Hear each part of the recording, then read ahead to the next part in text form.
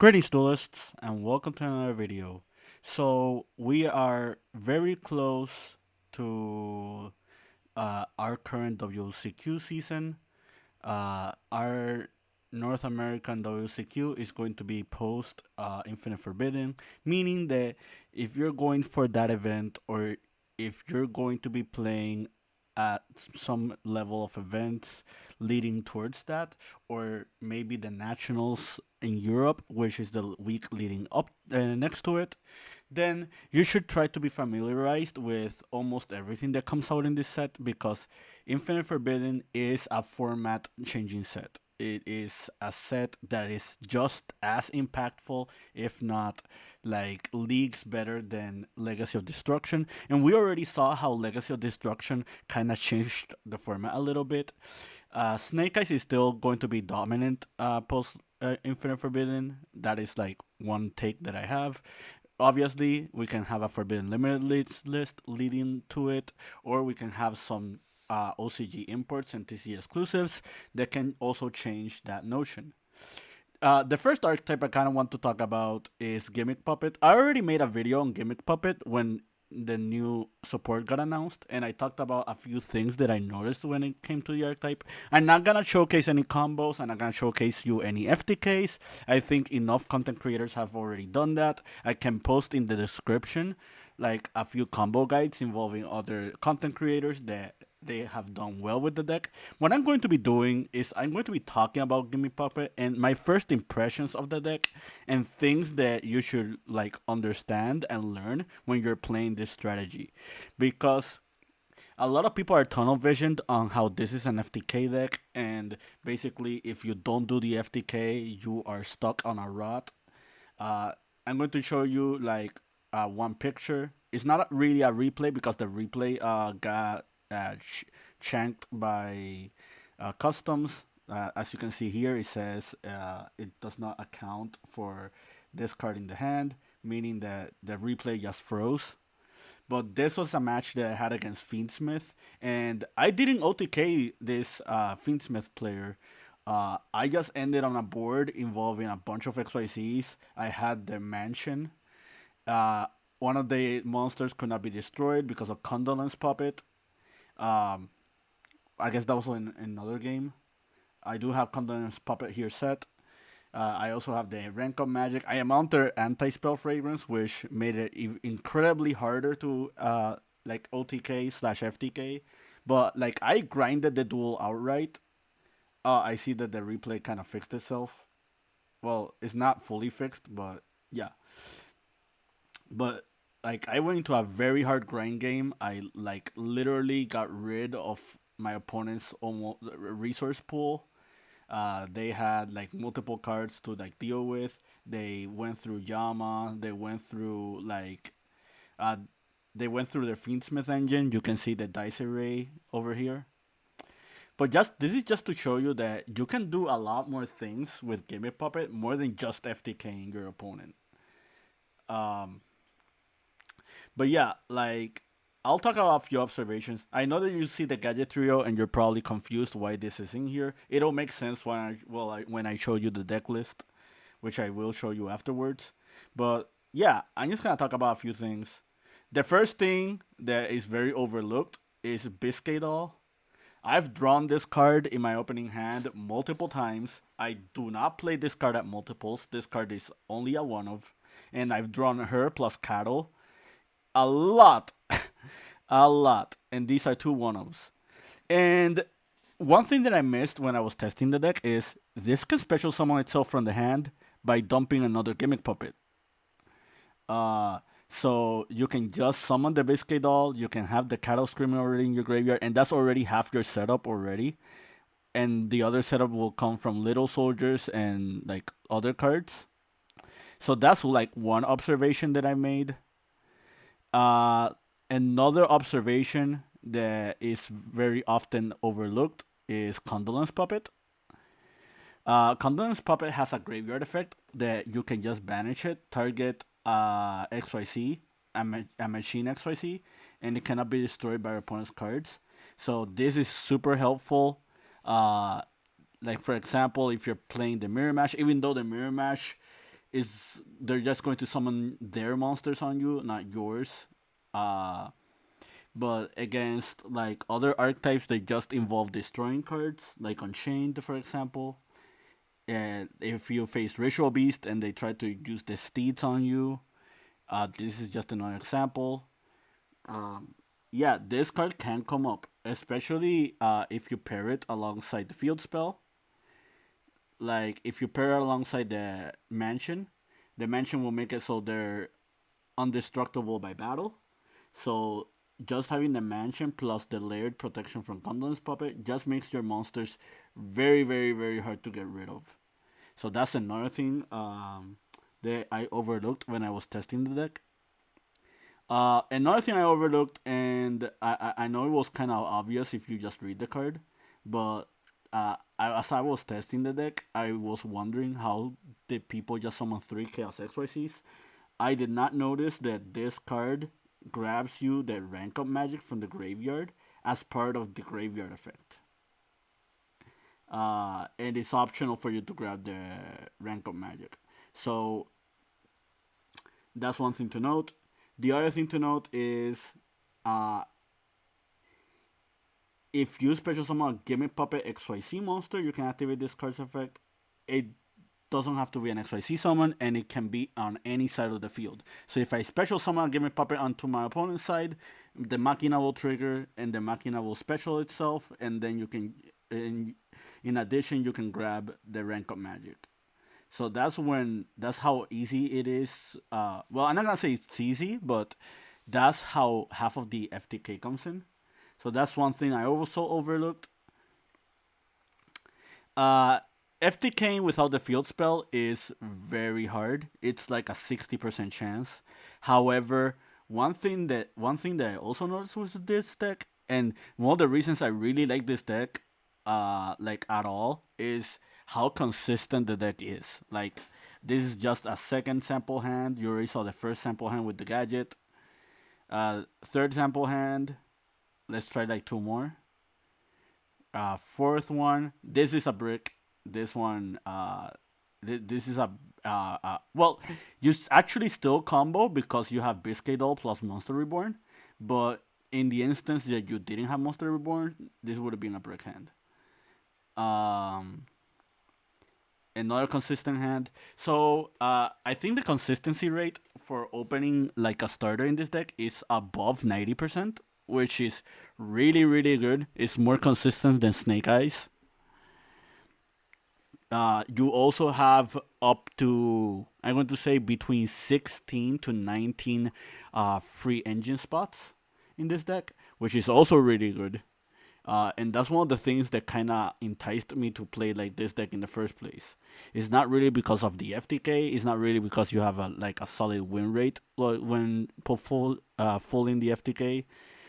Is because like the deck can go first, the deck can go second, the deck can play non-engine, the deck actually has follow-up. And if you're wondering how the follow-up comes from, it comes from Bloody Doll's graveyard effect as well as Service Puppet.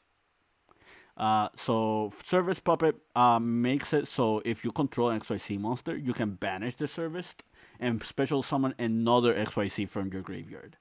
And it can be a Chaos XYZ, it can be a normal XYZ. And you doing that also triggers Machina's effect, which means Machina gets to summon, and then you get back the Rankle spell. So this essentially just gives you like 3 free cards like on your next turn if you can stick an XYZ. Bloody Doll just returning to your hand if it was detached or if the monster like that was on top of it just leaves the field and this touches the graveyard. So that's another really cool thing about the deck. Uh, I think Chimera Doll you should play more than one. I seen lists that just play one, and I really don't get it. Like with Kashtira Unicorn running in the format, you know that this card is going to be an easy choke point for that card. And another thing is that this card secures your grind game. Like if you see the replay here, you see that I have the Chimera Doll online and I also have the field spell. And what this actually means is that each and every turn, I just keep dumping or adding like Gimmick Puppet monsters and just specially summoning them for free. Uh, and the fact that it just takes two machine monsters, and I guess that's the explanation behind the gadget. The gadget can just summon the Chimera doll. But yeah, there are multiple ways to FTK. Like I've seen people just do the standard resummoning dark strings, but you can also summon Disaster Leo and burn your opponent and detach from Disaster Leo multiple times. Like you can detach with the cattle effect. You can also detach like with another monster or another card. Um, so you can just end on your Leo without materials, and you can FTK that way. Uh, Another card that I also don't see enough people play, which also surprises me, is the Giant Hunter. Giant Hunter is another way to burn to your opponent, and I think Giant Hunter is a little bit more important than the other XYZ monsters because this can pop spell and traps. This can actually be spot removal for floodgates. It can be spot removal for other cards. So in this situation, like this one right here that involves anti-spell fragrance, I could just summon the Giant Hunter and just like pop the anti-spell. And I'm just surprised because not many people play that in their deck. Another thing I noticed is that you can, let's see, I'm trying to think what else did I notice that was just like unorthodox with this deck. I guess the important one is I think this is the obvious one. If you've already been playing Gimmick Puppet, you already know that Little Soldiers is a cost to send. So you can't send on the Dimension Shifter. However, this can play around Skill Drain. This can play around like other cards. So that card is not really that hurtful for you. You can do both effects in the turn. That's already normal.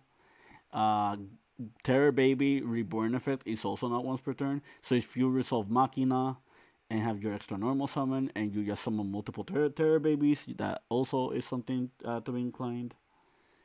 But yeah, let's go to the list. So this is the current list that I'm testing out. There's a lot of things you can do in here. Uh, so if you saw my Centurion deck profile, you already know about the Shining Sarcophagus engine. I consider this to be played in the Centurion deck. Uh, it also applies to Gimmick Puppet. Like you're only locked into Gimmick Puppets from the extra deck, not the main deck, which means you can summon your Gandora. You can use Gandora going second to pop your opponent's board. The Gandora can summon the gadget, and then the gadget just gets you another Gold Sark, which you can just use for fodder for like other effects, like for example droplets. Uh, Gadget Trio is a machine type monster, so you can use it as a material for Chimera Doll, which is also important, and it does come up. But yeah, this is just a 5 card engine. You can replace this with anything you want, but I've been liking it so far, and actually won like 3 games in testing because of this. Uh, I think Talents is really really good in this deck. I would play 3. I'm testing 2 for now, but like if you can find spot for the third, I would actually play 3. Uh, I'm playing 5 normal summons. Uh, Technically the gadget is another normal summon, so that would be 6. But you don't want to open gadget. You just mainly want to open the sarcophagus. A card I think is mandate. Well, I'm not gonna say mandatory in this deck, but I think if you were going to play hand traps, you should be playing Moonlight Shield and you should be playing Ash Blossom. The reason you want to play Ash Blossom is because if you face the mirror match, it's one of the only ways to stop Bloody Doll.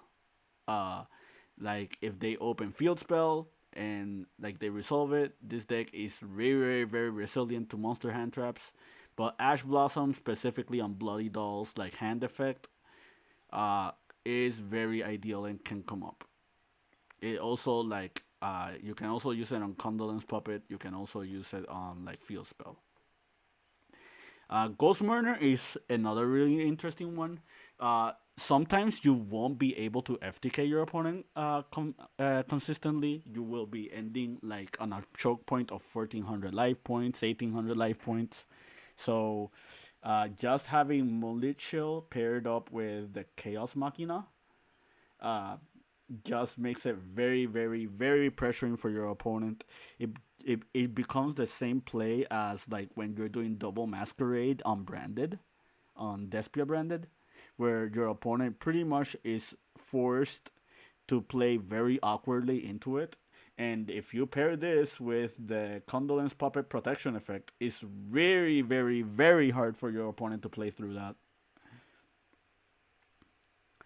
Sometimes I am on my end board involving like Chimera Doll and two XYCs.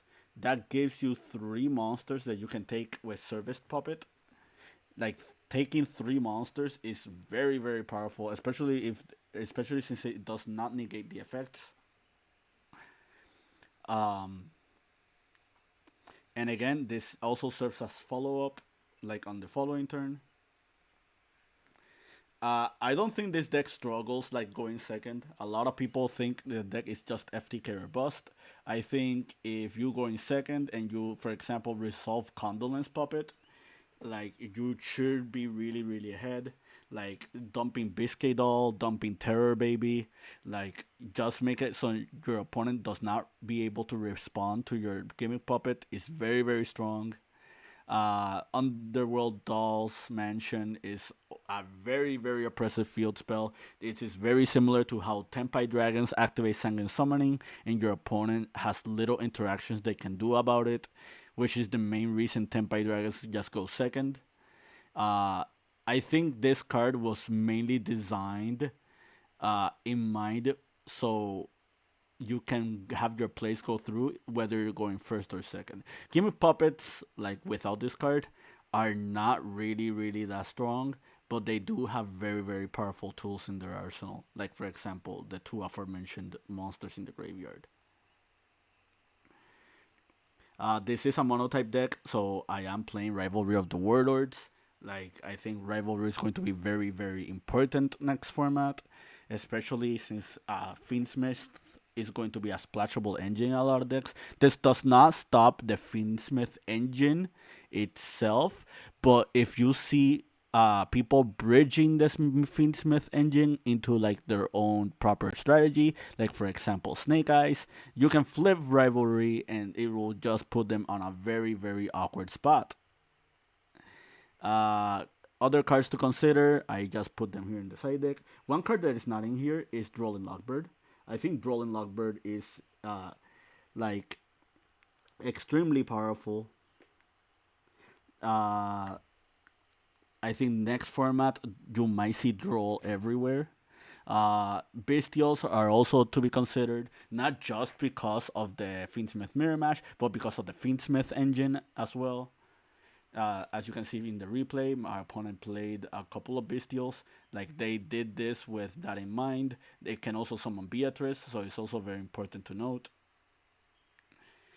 In the chances of this deck, one really cool thing that you can do is that you can play Bestial Lubellion alongside other Bestials, and Lubellion is level 8, so it can make the Gimmick Puppets. And if you put Branded Regained actually has value in this deck because you banish for Dreary Doll, you banish the Biscuit Doll, you banish the Terror Baby, so you have enough dark monsters that you are banishing in this deck. So just putting them back into your main deck and drawing out of it is like very ideal.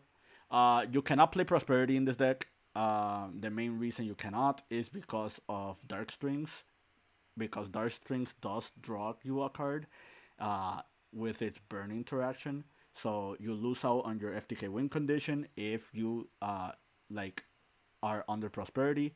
Uh, Prosperity is still not needed in this deck. I'd say like the again you have like an over 90% chance to opening your cards. So ideally, you should have a play every single, almost every single hand that you have, whether you're going first or second. Uh, Board breakers, I'm still leaning towards them. Again, the only hand traps I'm playing are these two. You can play Imperm as well. Imperm is kind of okay against the FTK because the mansion only protects you from monster effects, not from spell and traps. So I'd say Imperm could come up. But yeah, those are the things I've learned from Gimmick Puppet, like at first glance. This deck, it's not like the easiest deck to play. The FTK does have a few choke points. They have a few specific interactions. They have a few specific sequences. Uh, I will post in the description one of the combo guides that you can watch. Yeah, so if you're interested in like what to do with this deck. But yeah, that's it from me. I hope you found this video informative to your like and understanding. Keep practicing and keep dueling.